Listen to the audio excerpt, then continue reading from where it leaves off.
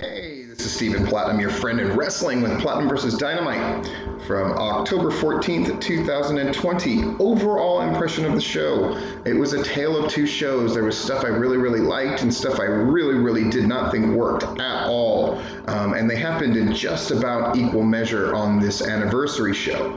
But the big moments were certainly worthy of a first anniversary show, and AEW is doing more right than wrong, but we're going to talk about both because that's what I do, baby. So Dynamite opens with their opening, a huge pyro display. We're going to have JR, Tony, and Excalibur, and man, we're off and running. We got FTR in the ring with best friends. No entrances for them. They're already in the ring. We're slam bam. We're ready to go. They're going to grab you and pull you in, and here we go. Here's the parts that I found interesting. Match happened, good match, FTR cheats to win. In the midst of this thing, the video game console gets destroyed, the stand-up arcade thing gets destroyed, and that means Miro comes in, beats them down. Miro, that part, that's one of the shitty things. The match itself was good. But here's the things that I thought was much more noteworthy and much more interesting, was Tony and JR, and to a lesser extent Excalibur, talking about what this means, what AEW means to them. And it's one of these heartfelt, feel-good things that WWE is just not able to pull off. Tony called it the best year of his life professionally. And you could tell he meant that shit. And to me, that just highlighted how great this whole thing is, and it's great that AEW's around. JR talked about, he thanked AEW for making wrestling fun for him again, and I think those words appeal to their fan base and resonate with the people who are listening or potentially listening more than the WWE would like or know. Just that simple thing. But Miro beats on them. I don't remember if it was, and then Miro and Kip Sabian. I just fucking hate this part so much. Even the most staunch defenders have to admit that this Miro thing has fucking gone south since the beginning. They just need an adult in the room to guide this shit. I mean, the best man moniker, all of it is just, it's not good. And he looks great. But yeah, and they have a squash match, John Leland and Lee Johnson.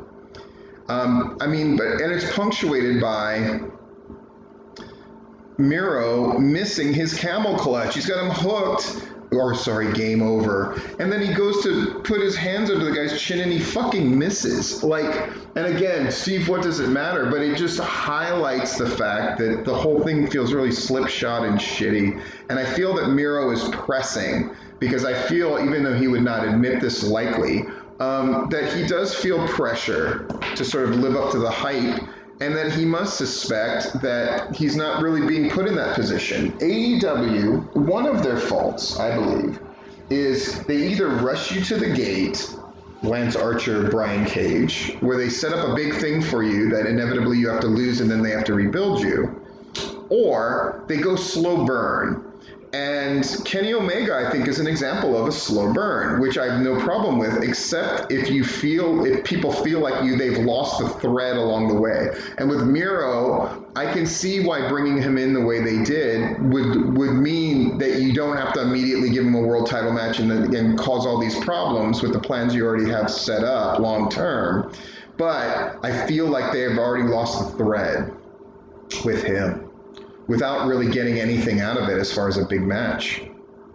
We got Lance Archer beating up Jon Moxley backstage. It's a good little brawly brawl, and they're making, Mox returning the favor later. I think it's a very smart, efficient way to make their main event mean more. Very smart. Hopefully they do not abuse this and do it again and again and again, but for this one case, I think it really works.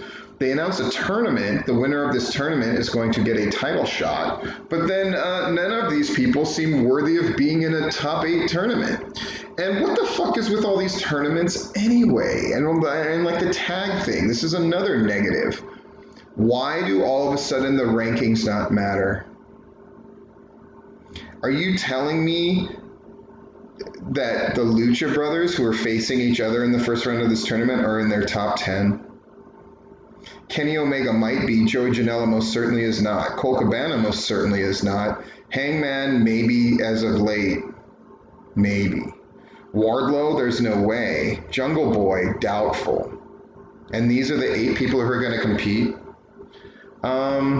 Again, is that a big deal? Well, it is if AEW is to be believed and their rankings matter. Then why the fuck don't you just pick the top people who are ranked, as they did with the tag team gauntlet thing before? That made sense to me. This seems very arbitrary. And AEW, I understand there's a lot of pressure on them, but a lot of decisions are beginning to feel more and more like they're arbitrary. Speaking of, we go to commercial and we come back. MJF's got a promo. He calls out Jericho. This bit it was not as great as you wanted it to be. It just wasn't. I like the idea of MJF being put into into Jericho's universe and then going back and forth, and some individual bits are really funny. Oh, here, Sammy, I got you your jacket and it's too big for him, haha. Sure. And even the culmination of we're gonna have a steak dinner together was fine. But it felt like it took up a lot of time, of which there's precious little of on Dynamite, which is why often the show feels like slam, bang, awesome, holy moly, that was a quick 2 hours, it was amazing. And then sometimes it feels like when a segment is dragging or not working, you're like, man, that took up time from something that could have been better. This was one of those that felt like it took up time from something that could have been better. And strangely, the bit that happens right afterwards, which is Britt Baker and Tony Schiavone at a spa, fucking works. It's funny. They have genuine chemistry. The thing about Tony's naked, gross. I mean, I laughed, and in spite of myself, I'm one of these people that I wish wrestling would return to being more serious overall. But shit, when I've said it before many times, you can do anything as long as it works, and this worked. It was funny. It puts over Britt Baker. It culminates with Britt Baker, I'm wrestling next week. Okay, great. The waxing Tony bit was stupid, but also hysterical. And people have sort of said, oh, they're invoking 40-year-old virgin. Yeah, and they did it well. If you're going to do an homage, make it funny, and they did, or make it great. I mean, are you telling me that when Randy Orton puts on welder's goggles that they're saying are night vision goggles and goes beat, what do you immediately think of? Okay, Silence of the Lambs, right? Was that scene of him quote unquote beating up the legends as good or invoked the feelings that you got with Buffalo Bob stalking Clarice in the dark? No. So that's a failure. Whereas this, okay, you want to say it's 40-year-old virgin. Did you get a fucking laugh out of Tony getting waxed again and again and again, including Rebel getting in on the act? Yes.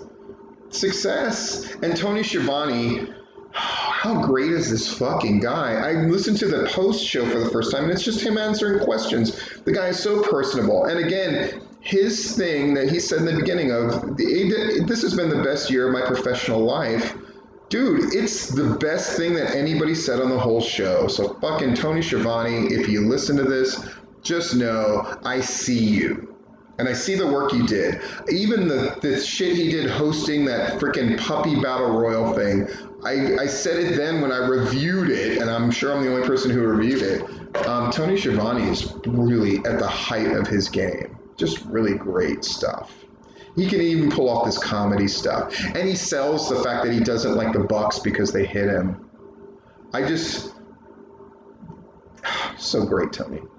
The third match, we've got Orange Cassidy coming to the ring. He's going to get his TNT title shot.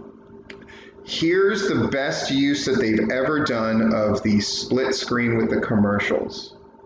The highlights of the first year. So much better than watching a match where you know nothing's going to happen of consequence. And if something does happen of consequence, like the table spot last week, you go, why the fuck did they waste that on the commercial break, right? But showing highlights of their first year, I thought was a great use and a clever way to not take up the actual television time from the others. Very smart, very clever. AEW, I see you. Very clever. And then Cody Rhodes comes to the ring. Darby Allin is watching. This match goes so long that technically in the course of this match, if you include Orange Cassidy's entrance, we go to 2 commercial breaks during it. That's how big this match was. Time limit draw, very well done.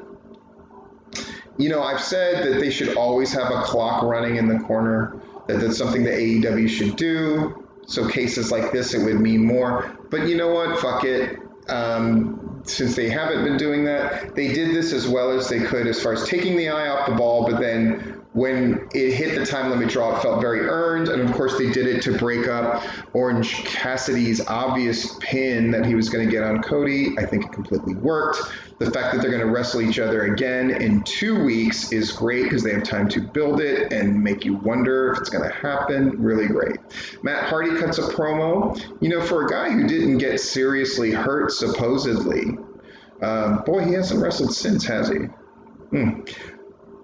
Interrupted by a video from Sammy Guevara, and Sammy was the one who was screwing with him all along, and Sammy wants to end their feud and continue it and all that good stuff. I know wrestling-wide there's probably a collective groan. I don't give a fuck. I think it was the only logical choice. And yes, there's the part of me, one part of my brain is like, oh God, Sammy Guevara and Matt Hardy have had a number of fuck-ups already. But there's another part of me that's like, but doesn't that make it, if they pull the whole thing off well, that much better? I like big risk, big reward, and honestly, I don't know if you get bigger than Matt Hardy, Sammy Guevara as far as risk reward right now. Again, AEW, man, they will take those chances. All right, then we have random draws of what tag teams are going to be part of this fucking thing that, goddamn. And so what do we get? We get a bunch of tag teams that probably aren't in the top 4.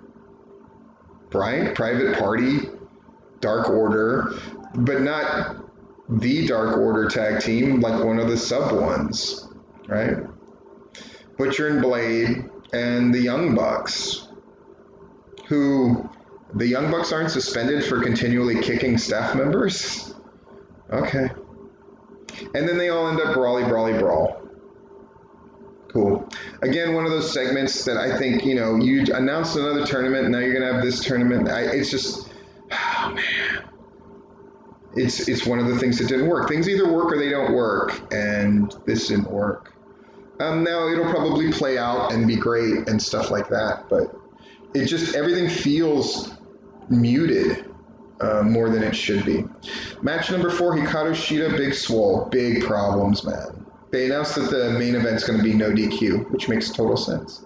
They get the split screen. Once a couple spots go awry, it really highlights the fact that it's just not at the top level work rate. And I hate saying that because I love Hikaru Shida. I like Big Swole. I'm really rooting for their women's division, but they're not making a strong case. I'm just being honest.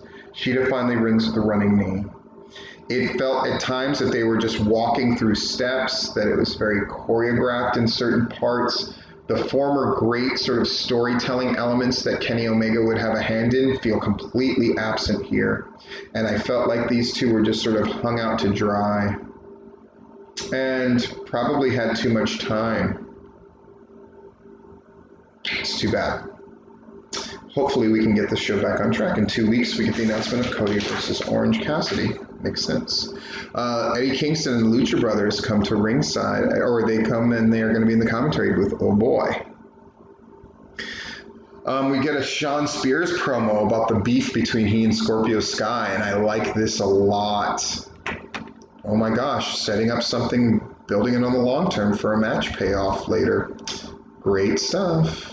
Go to commercial, we come back, here we go. Moxley versus Archer, no DQ. Lots of stuff happened, brutal match. The finish made sense. Archer was made to look as strong as he could in defeat.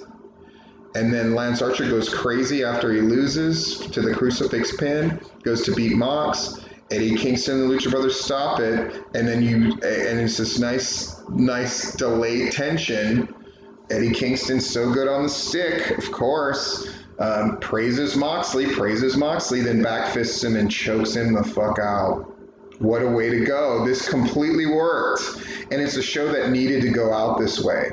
Moxley Eddie Kingston rematch. I'm for it because Eddie Kingston's so good at building it. Just all praises due.